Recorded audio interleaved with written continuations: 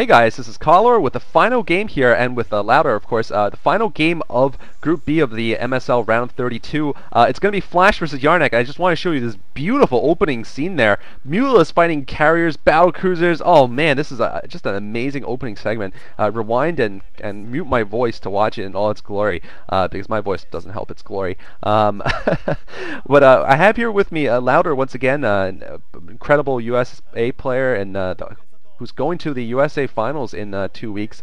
I mean, what do you think about, well, I guess my one question will be, what do you think about the chances of the foreigners who do manage to qualify against Jadong, Luxury, and Stork in the World Cyber Games Finals? Well, we all saw what Stork did to foreigners last year whenever he butchered Mondragon with a 2-gate rush on Paranoid without losing a single unit. I just don't think I don't think there's a chance. You know, you can watch the VODs from Spirit and kind of get an understanding of that. You know, they might be able to take on the B teamers and the practice partners, but when you put them up against the Team A, the top-notch players, the ones that are in the Star Leagues, you know, it's cat and mouse. It's just going to be sad, like every other year. Well, I do hope that one of them will make it at least into the top 3. Do you think there's a chance of that happening? Maybe them defeating one of the Protoss, the Korean players, maybe Luxury. I'd say probably I would say is the weakest of the 3. But do you think there's a chance of that, or do you think there's pretty much no chance of that? There's always a possibility. I mean, foreigners getting in the top 3 tends to happen pretty often. And usually at some point one Korean has to play another, sometimes even eliminating another Korean in the group stages. So, you know, we can at least count on one Korean versus another at some point. That gives us a better chance. I don't like to be that pessimistic about the foreign scene, but I think the players that are there are just too good. I mean, Stork has been playing at the top level for so long, and Jadong is so good. You know, I think that maybe Luxury will drop some games, maybe even a match, but you know, beyond that, I don't look for anybody to take a game off Stork or Jadong.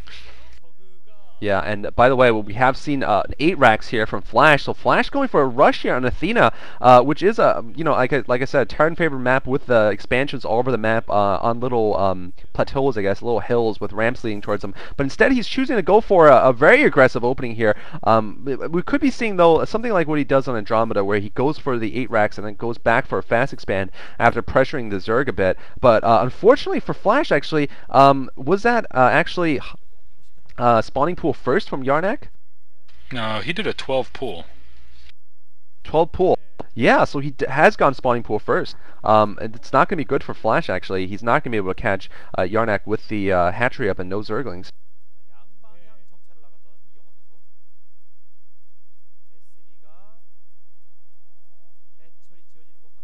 Yeah, it does look like he's going to find him quickly and try to harass a little bit, but the Zerglings are going to come out.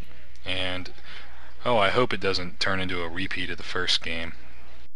I mean, the thing is, this is actually what happened with Arnc's twin brother Luxury. I don't know if you watched it, but one of the games I casted, Luxury versus Flash in the round of 8 of the OSL last year. On Andromeda, Flash went for a an 8 racks, and Luxury predicted it very well by going for the 12 pool. He just smelled that Flash was going to do something tricky, and he actually managed to win in that game. Flash just really never was able to pick up much of an economic advantage. Meanwhile, the fast lair going up for Arnc, so the moment I guess he well, actually, I don't know if he's spotted or has any idea there is an 8 racks out there, but in any case, though, he has gone for a fast lair, and we're going to see some Zerglion Marine combat here. The Marines are going to win, though, 5 Marines against 6 Ling. Do you think Flash is behind here, or do you just say would you say they're about even? What's going to be hard, actually, I think, for Flash to defend now by the fact he's gone for the fast expansion.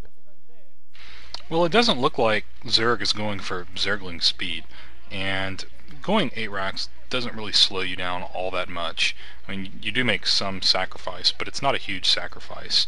And I think that he did it hoping to obviously take some small advantage by doing a little cheese himself, but to allow himself to quickly expand without being susceptible to a rush like he was in the first game. So now I think we'll just see Flash out micro Yellow with his superior numbers and take his expansion and maybe see a pretty normal game, although that fast lair off just 2 hatch with a very low drone count, I'm not sure how much he's really going to be able to do. Ooh, he put down a Spire. Yeah.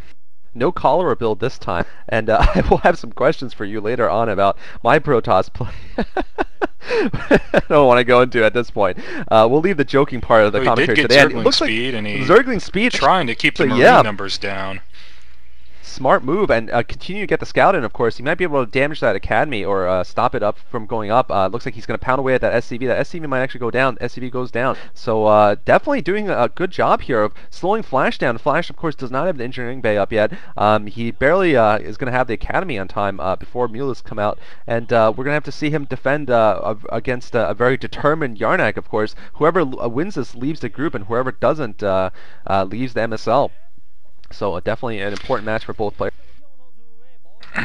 Yeah, it's a big one, but I think Flash's economy alone, as long as he can survive the first 6 mutas, I think the economic advantage is going to be too much. Whenever they showed Yellow's base a few minutes ago, I counted 10 total drones on minerals. 10. Right. And he's throwing down a second gas. His economy is going to be terrible for quite some time, and he's going to hope that his Mutalisk control is going to let him, pick off Marines, pick off SCVs, and kind of slow Flash down. But I think Flash if he didn't know it was coming before, he's definitely going to know it now because he's walking right into his base. I think that was a really poor move letting that SCV in. Yeah, now Flash is going to throw up turrets as fast as possible. Engineering bay being finished right now. I have to say, Arnc's Zergling control there was very good. I want to note that, but whoa, what was that? Did he kill one of his own Marines? I think maybe he missed a depot and needed to make another medic. Yeah. Or something. Oh, that is a very good point. Yeah. Looks like here comes the Mulists going for a nice harass, picking off both of the SCVs, making the turrets. Flash is going to replace them as soon as possible. They're in that club position. They picked off a number of Marines already, and I think he has probably 7 there, 7 Mulists in total, or maybe 6. Looks like he's bringing a couple more Zerglings here into the natural expansion, so he might be able to do some damage, but looks like taking a lot of hits on the Mulisk. Still, all the Mulisks taking too many hits. And yeah, too many. Now those turrets are a nice wall there by Flash, and Flash is managed to hold his natural expansion without taking too much damage, I believe. Turrets being thrown up left and right, and as long as Flash can get those turrets up, we could see a repeat of Game 1 between July and Flash, where July was forced to go all Mutalisks against Flash, but Flash just kept putting more and more turrets up, and eventually he got the science vessels, and that was it for July. We'll have to see, though, how Arnc does here. Yeah, I think we're really just going to see another build order win in this game. I think Flash is just going to express his economic advantage with a ridiculous number of units, and a weak economy producing 2 gas mutas, yeah, you'll get a lot of Mutalisks out, but it's just not going to matter whenever he comes